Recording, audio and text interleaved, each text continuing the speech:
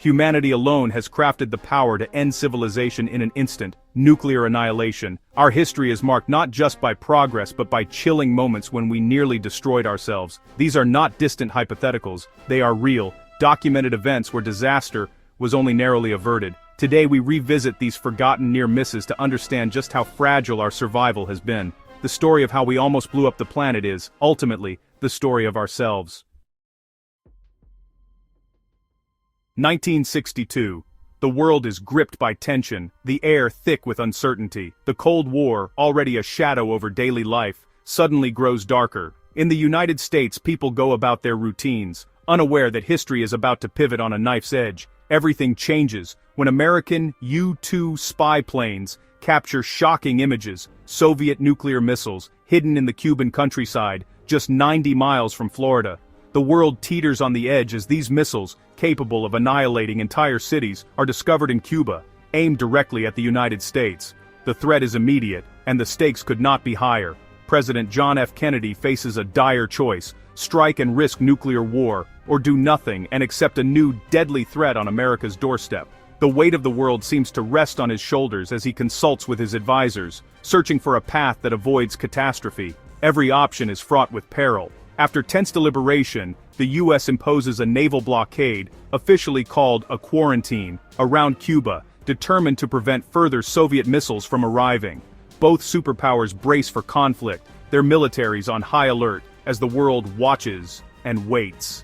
In Washington and Moscow, every move, every message, could trigger catastrophe. The fate of millions hangs in the balance as leaders weigh their words and actions with agonizing care. The world's most powerful men are locked in a silent, high-stakes chess match. For 13 days, the world holds its breath. Families huddle around radios, desperate for news. Children practice futile duck and cover drills in classrooms, their teachers' voices trembling with fear. Across continents, ordinary people pray for peace, knowing that a single misstep could mean the end of everything they know. In the Atlantic, the tension becomes terrifyingly real. A U.S. destroyer intercepts a Soviet submarine, forcing it to surface. The ocean, usually a symbol of distance and safety, becomes a stage for potential disaster. Deep below the waves, inside the cramped, overheated submarine, the captain and crew believe war has already begun. The captain prepares to launch a nuclear torpedo, convinced that their only hope is to strike back. The world comes within seconds of nuclear war, not by grand design, but by confusion and fear.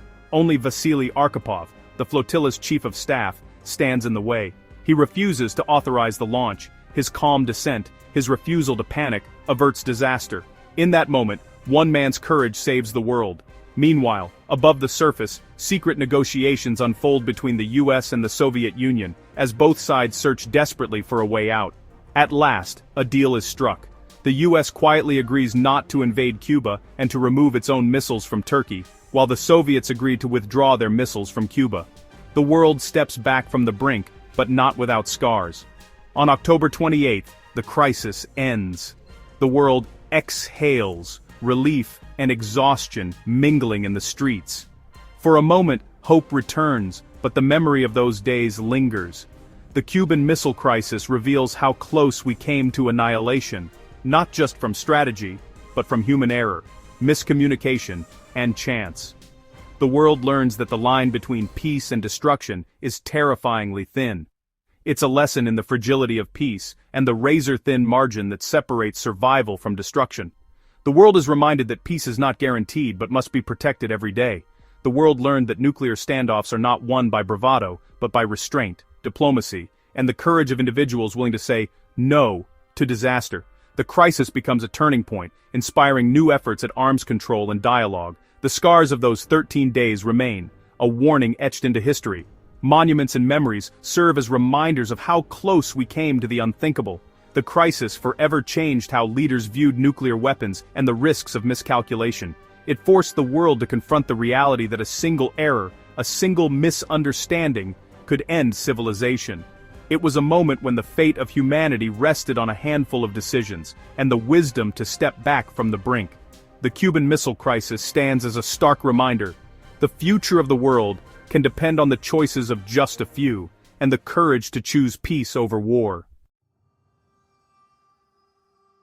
September 26, 1983, a date that could have been etched into history as the beginning of the end. In a dimly lit Soviet bunker, Lieutenant Colonel Stanislav Petrov is on duty, monitoring early warning satellites designed to detect any incoming missile threats from the United States. Suddenly, the tranquility is shattered. Alarms blare, piercing the tense atmosphere. The system reports a U.S. missile launch, a scenario every officer dreads. According to strict military protocol, Petrov must report this immediately, triggering a retaliatory strike that could lead to a full-scale nuclear war. But Petrov hesitates. His mind races. A single missile launch doesn't align with the strategic logic of a first strike, which would likely involve a massive, overwhelming attack. Moments later, the system reports 4 more missiles. The pressure mounts exponentially. The weight of the world seems to rest on Petrov's shoulders. His colleagues, eyes wide with fear, look to him for guidance. The red telephone, a direct line to his superiors, sits ominously on the desk, waiting for the word that could ignite World War III. Petrov takes a deep breath and trusts his instincts. He suspects a malfunction. There's no ground radar confirmation, and the satellite system is relatively new and untested. With a calm yet heavy heart, he reports a false alarm, risking not only his career, but also the safety of his country on a hunch that the system is wrong. Minutes crawl by like hours. The tension is palpable. Everyone waits, bracing for the worst, but no explosions come. No war erupts. Later, investigations reveal that sunlight reflecting off clouds had fooled the satellites, creating the illusion of missile launches. Petrov's decision, driven by intuition and critical thinking, prevented a nuclear holocaust triggered by a technical glitch. Despite his heroic act, he was quietly reprimanded, not celebrated. His story remained buried in classified documents for years. It was only after the collapse of the Soviet Union that the world learned how close we had come to annihilation, and how one man's doubt in a machine saved us all. Petrov's calm, critical thinking stands as a testament to the power of human judgment over blind obedience, reminding us all of the importance of questioning and verifying, even in the face of overwhelming pressure. March 1, 1954, Bikini Atoll. In the heart of the Pacific, a remote coral atoll sits quietly, its turquoise waters and palm-fringed shores giving no hint of the devastation about to unfold. For the people living nearby, it is just another morning, until the world changes, forever. The United States prepares to test its most powerful hydrogen bomb to date, Castle Bravo. Scientists predict a yield of 6 megatons, already unimaginably destructive. But when the device is detonated, the actual yield is a staggering 15 megatons, more than twice what anyone expected.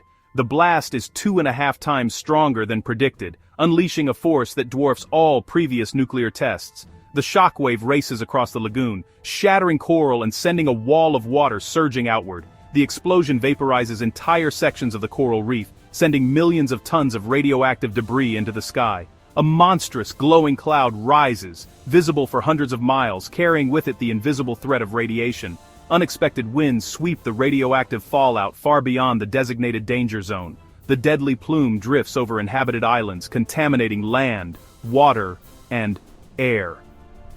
Entire communities are caught off guard, with no warning of the invisible danger descending upon them. On Rongelap Atoll, residents watch in awe as the sky glows with a blinding flash, a second sun rising on the horizon. Soon, white, powdery ash begins to fall, coating palm trees, rooftops, and the skin of curious children who play in what they think is harmless snow. They do not know it is radioactive fallout. Within hours, the people of Rongelap begin to feel the effects: nausea, burns, hair loss, and mysterious illnesses. The symptoms of radiation sickness spread rapidly, overwhelming the small island community and leaving doctors baffled and helpless. Far from the blast, a Japanese fishing boat, the Lucky Dragon No. 5, is also caught in the fallout cloud. The crew suffers severe radiation poisoning. One man dies, and the rest are left with lifelong health problems. News of their suffering spreads quickly, sparking outrage across Japan and the world. The disaster introduces a chilling new word to the global vocabulary: fallout. Suddenly, people everywhere understand that nuclear tests can poison the air and land far from the blast site, threatening lives across continents. Scientists soon realized they had miscalculated a crucial reaction in the bomb's design, vastly increasing its power. The error exposes the unpredictable, uncontrollable nature of these weapons, and the limits of human understanding in the face of such destructive technology. The Castle Bravo test leaves a scarred, radioactive wasteland in its wake. Homes are abandoned, entire islands rendered uninhabitable, and the people who once lived there are forced into exile, their lives forever changed.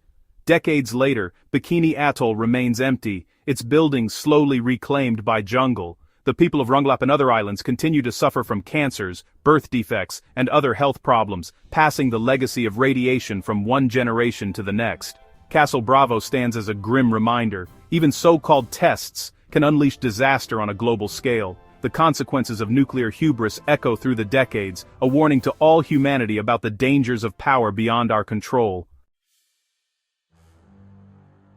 January 24, 1961. A B-52 bomber breaks apart over North Carolina, dropping 2 live hydrogen bombs. One bomb buries itself in a field, its arming sequence never triggered. The second floats down by parachute, its arming sequence activates step by step, as if it were a wartime drop. When found, 3 of 4 safety mechanisms have failed. Only a single low-voltage switch prevents detonation. Had it failed, millions could have died. Fallout might have reached major cities along the East Coast. The Air Force recovers one bomb, but parts of the other remain buried to this day. The Goldsboro incident exposes the terrifying fallibility of nuclear safety systems. It's a stark warning: even without war, catastrophe can come from mechanical failure and sheer luck. 1. The Cold War is over, but nuclear arsenals remain on alert. Norwegian scientists launch a research rocket. Russia is notified, but the message never reaches the right officials. Russian radar detects the rocket, mistaking it for a U.S. missile. Nuclear forces go on full alert. President Yeltsin activates the nuclear briefcase for the first time. For minutes, Russia prepares for a retaliatory strike, believing an attack is imminent. The rocket's trajectory reveals it's harmless, and the alert is called off. The world never knows how close it came to disaster. The Norwegian rocket incident proves that even in peacetime, miscommunication and old systems can bring us to the brink. The threat of accidental nuclear war remains as long as these weapons exist. These stories are not ancient history, they are urgent warnings. Our survival has depended on luck, restraint, and the courage to question. The systems meant to protect us have nearly destroyed us, time and again. We must demand vigilance, diplomacy, and a commitment to peace from ourselves and our leaders. The fate of the world has often hung by a thread. Let's ensure we never come so close again. Remember, the greatest threat is not the weapon, but the hand that wields it.